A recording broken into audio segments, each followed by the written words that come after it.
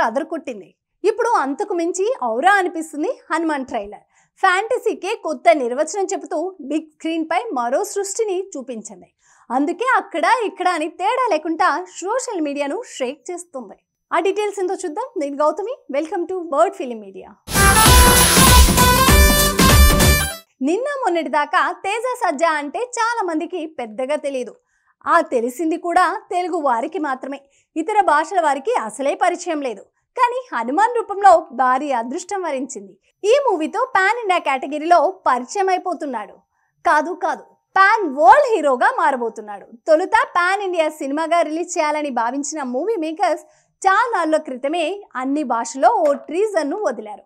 అయితే అనుకోకుండా ఆ టీజర్కు ఇండియాలోనే కాదు ప్రపంచవ్యాప్తంగా ప్రశంసలు దక్కాయి. దీంతో సినిమా స్థాయిని పెంచి ప్రపంచవ్యాప్తంగా విడుదల చేయాలని మేకర్స్ నిర్ణయించుకున్నారు. ఇప్పుడు వదిలిన ట్రైలర్ అంతకు మించి ఉండడంతో తేజ, ప్రశాంత్ వర్మ పేర్లు మారిమోగిపోతున్నాయి. ప్రశాంత్ వర్మ ఈ జనరేషన్ తెలుగు సినిమా చూసిన most talented director. Creativity, script, ground making ఈ రెండు విషయాలను మేనేజ్ చేస్తూ మంచి సినిమాలను చేస్తున్నాడు ప్రశాంత్ వర్మ. జాంబిరెడ్డి సినిమాతో ప్రశాంత్ వర్మ, హీరో తేజ సజ్జా మంచి హిట్ కొట్టారు. ఇప్పుడు ఇదే కాంబినేషన్ పాన్ ఇండియా మార్కెట్ ను టార్గెట్ చేస్తూ హనుమాన్ సినిమా చేస్తోంది. దీంతో సినీ లవర్స్ ఎంతగానో ఎదురు చూస్తున్న ఈ మూవీ ట్రైలర్ వచ్చేసింది.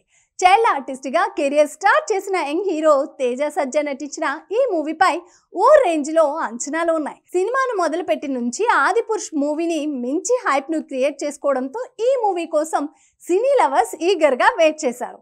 దీంతో ఫ్యాన్స్ కు బిగ్ సర్ప్రైజ్ ఇస్తూ ట్రైలర్ ను రిలీజ్ చేసి అంచనాలు పెంచేశారు. ట్రైలర్ విషయానికి వస్తే ఫ్యాంటసీ బ్యాక్ డ్రాప్ తో రూపొందిన హనుమాన్ సినిమాలో హనుమంతుణ్ణి ప్రస్తుత ప్రపంచానికి ముడిపెడుతూ డిఫరెంట్ కంటెంట్ తో వస్తుందని టీజర్, పోస్టర్ చూస్తే అర్థమవుతుంది.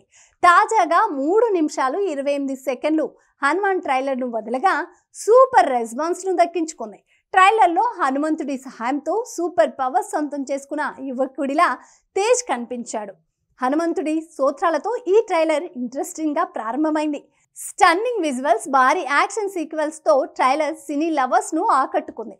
అంతేకాక అందమైన లొకేషన్లో చక్కని సినిమాటోగ్రఫీ, థ్రిల్ చేసే గ్రాఫిక్స్, దానికి తగ్గట్టుగా ఉన్న బ్యాక్ డ్రాప్ స్కోర్తో ట్రైలర్ ఓ రేంజ్లో వచ్చింది. తనకి ఎలాంటి అతీత శక్తులు ఉన్నాయో తెలియని హనుమాన్ తన అక్కతో కలిసి జీవిస్తుంటాడు. మరోపక్క విధ్వంసం సృష్టించి ప్రపంచాన్ని తన గుప్పిట్లో పెట్టుకోవడమే లక్ష్యంగా ఉన్న విలన్ హనుమాన్ గురించి తెలుసుకోవాలని తన మనుషులను అతనిపై దాడికి పంపిస్తాడు. ఆ క్రమంలో అతను సముద్ర గర్భంలోకి వెళ్ళిపోతాడు. అప్పుడు అంజనీపుత్రుడు అతన్ని బయటికి తీస్తాడు.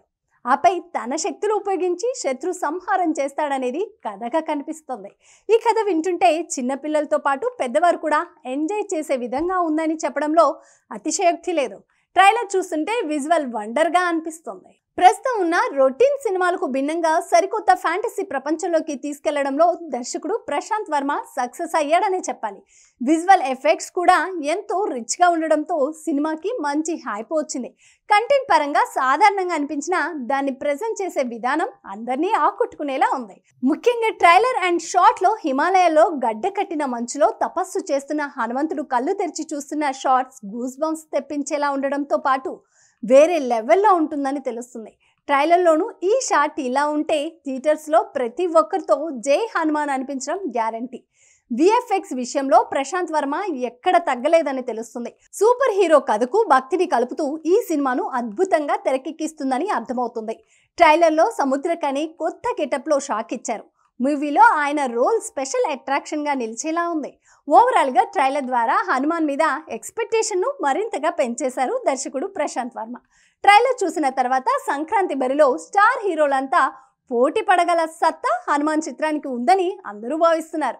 ఈ సినిమా వరల్డ్ వైడ్ గా Sri Lanka, China, Japan, Australia, America, Spain, Germany ఇలా అనేక కంట్రీస్ లో మొత్తం 11 భాషల్లో రిలీజ్ చేయనున్నారు.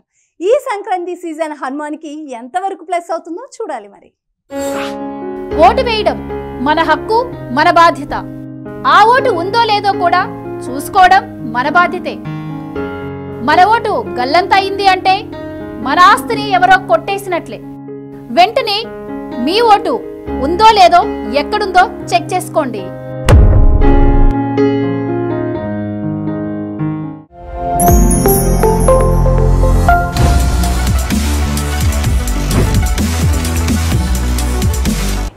కనుక మీకు నచ్చినట్టయితే లైక్ చేయండి, షేర్ చేయండి, సబ్స్క్రైబ్ చేయండి. అలాగే పక్కనే ఉన్న బెల్ ఐకాన్ని క్లిక్ చేయండి.